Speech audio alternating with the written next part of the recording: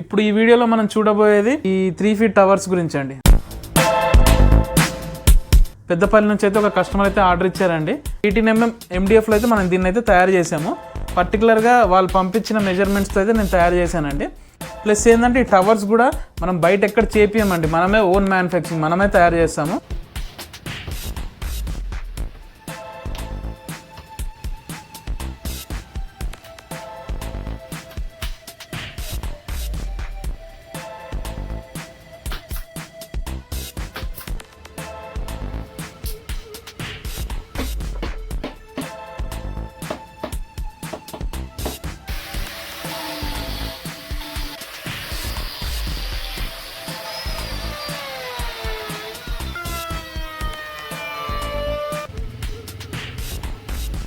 ఈ total finishing కూడా మనమే చేస్తాం, యాంప్లిఫైర్ మనమే చేస్తాం.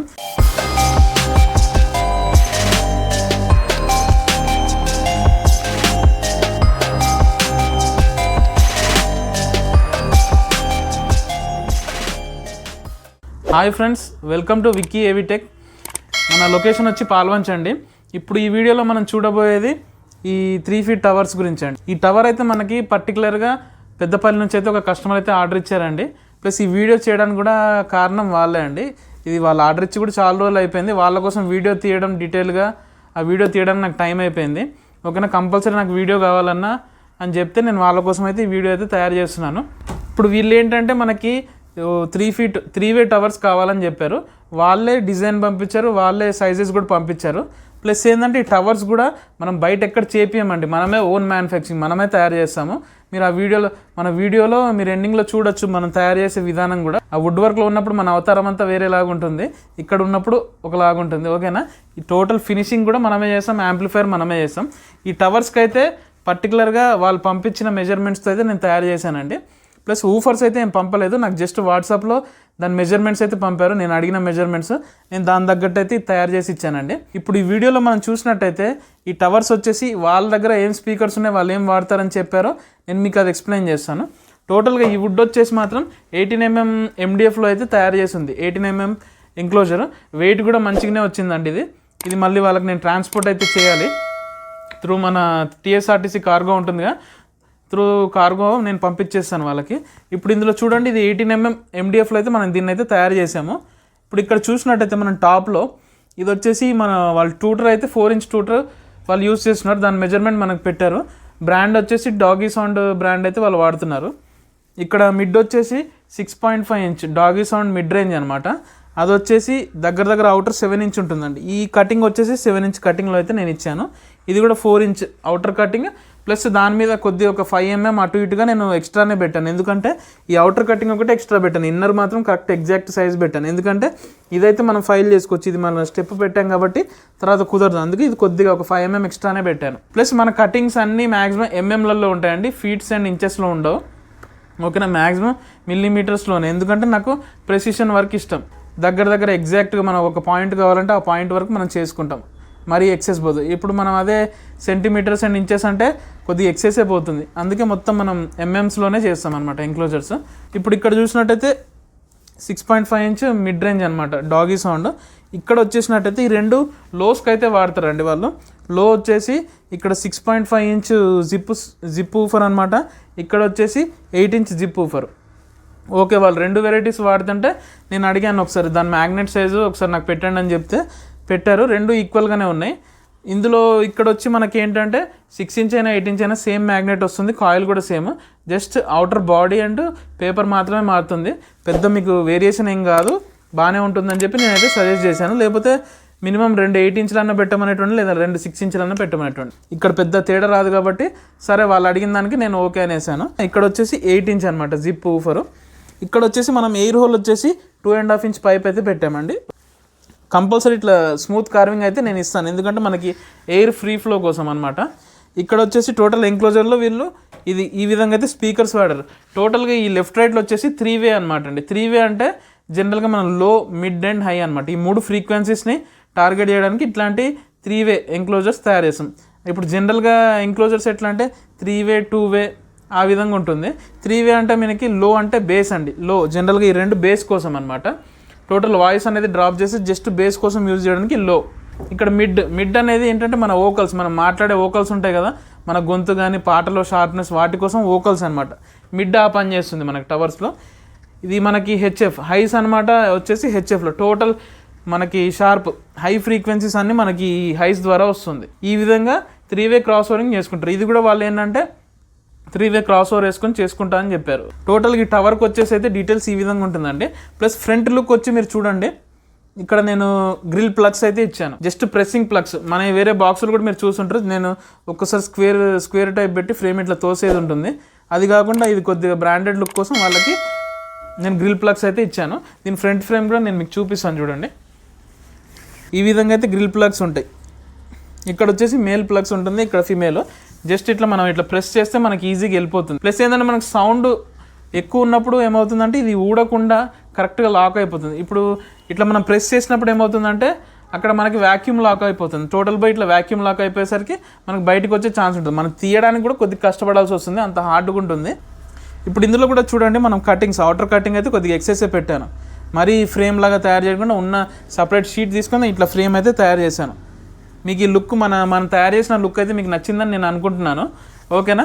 మన వీడియో మీకు కంపల్సరీ నచ్చినట్టయితే లైక్ చేయండి కంపల్సరీ. అలాగే మన వీడియోస్ని అయితే కంపల్సరీ మీ ఫ్రెండ్స్ కమ్యూనిటీ లిస్ట్లో షేర్ చేస్తూ ఉండండి. అలాగే మన ఛానల్ని కూడా సబ్స్క్రైబ్ చేయండి. ప్లస్ ఏంటంటే ఈ వీడియోలో మనం making and total finishing shots అన్ని నేను ఈ వీడియోలో ఈ ఇంట్రో తర్వాత అయితే ఇస్తాను. కంపల్సరీ మొత్తం వీడియో అయితే లాస్ట్ వరకు చూడండి. అలాగే వర్క్ నచ్చినట్టయితే కంపల్సరీ మన నెంబర్కి అయితే వాట్సాప్ చేయండి. మీకు ఏమైనా ఆర్డర్స్ ఉంటే కంపల్సరీ మన అయితే కాంటాక్ట్ కండి.